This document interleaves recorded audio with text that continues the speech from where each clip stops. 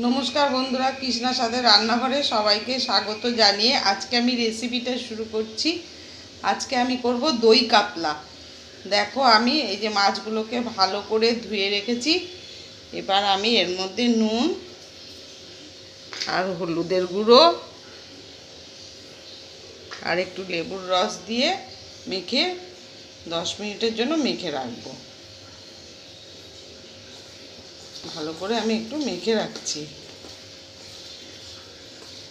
10 মিনিটের মধ্যে আমি আর বাদবাকি মশলাগুলো রেডি করে আসি, তারপর আবার তোমাদের কাছে ফিরে আসব।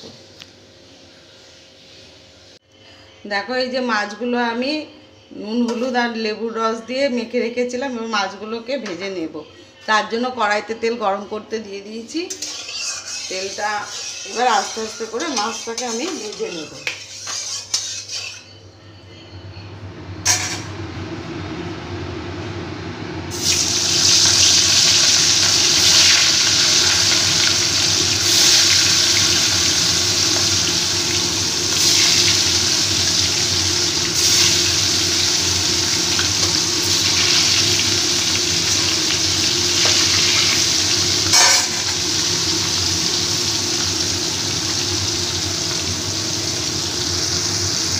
দেখো, আমার মাছগুলো খুব ভালো করে ভাজা হয়ে গেছে। এবার আমি ওই তেলের মধ্যে একটা তেজপাতা আর গোটা গরম মশলা ফোড়ন দিয়ে একটু নেড়ে নেব। একটু গন্ধ বেরোলে ফোড়নে, তারপর আমি এর মধ্যে একটু পেঁয়াজ বাটা দিয়ে দিচ্ছি। পেঁয়াজটাকে একটু ভেজে নিয়ে তারপর আমি এর মধ্যে একটু রসুন বাটা দিয়ে দিচ্ছি আর একটু আদা বাটা দিয়ে দিচ্ছি। আদা রসুনের কাঁচা গন্ধটা চলে গেলে তারপর আমি মশলাগুলো আস্তে আস্তে দিয়ে দেবো।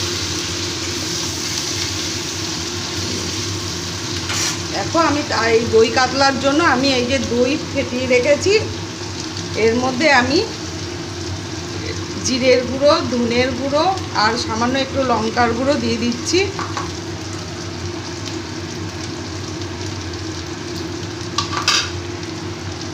আর এই কাঁচা লঙ্কা বাটা দিয়ে দিচ্ছি। দিয়ে এটাকে আমি আরেকটু ভালো করে মিশিয়ে নেব।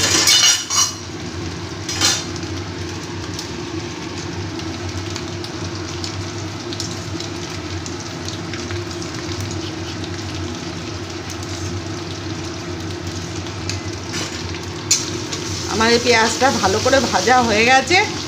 এবার আমি এই দইয়ের মিশ্রণটাকে দিয়ে দিচ্ছি।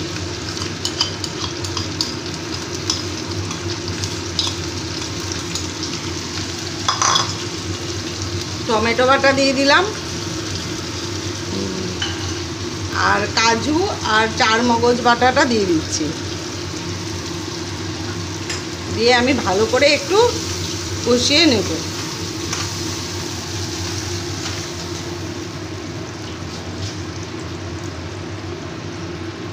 স্বাদ মতো নুন দিয়ে দিলাম আর হলুদের গুঁড়ো দিয়ে দিচ্ছি।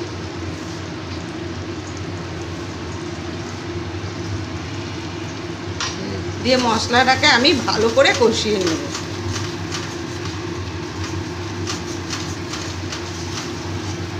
সামান্য একটু চিনি দিয়ে দিচ্ছি। টক দই দিয়েছি তো, তার জন্য একটু মিষ্টি দিয়ে দিলাম। ভালো করে আবার কষিয়ে নেব। দেখো, আমার মশলাটা খুব ভালো করে কষানো হয়ে গেছে, তেল বেরিয়ে গেছে। এবার আমি এই গ্রেভির জন্য ওই বাটি ধোয়া জলটা দিয়ে দিচ্ছি। ঝোলটা ফুটে এলে তারপর আমি মাছগুলো দিয়ে দেবো। আমার ঝোলটা ফুটে গেছে, এবার মাছগুলোকে দিয়ে দিচ্ছি।